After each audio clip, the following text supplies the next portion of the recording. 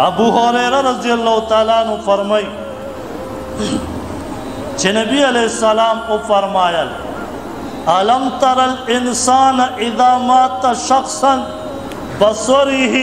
قالوا بلى قال فذلك حين يتبع بصره نفسه ابو هريره رضی اللہ تعالیٰ عنہ فرمائی کہ نبی علیہ السلام کو فرمایا آیا تاسو انسان ته نه ګورئ کله چې الله رب العزت یو کس مړ کړي د ده سترګې برئ او سترګې کولاو شوي صحابه و عرض کړو ولې نه د الله پیغمبره موږ یې وینو نبی علیہ السلام فرمایي همدغه ټایم کې کله چې د انسان نه روح قبض کړی شي او د ده روح بره روان شي دا د خپل روح ته ګوري او هغه سترګې په هغه روح پسې غړېدلې پاتې شي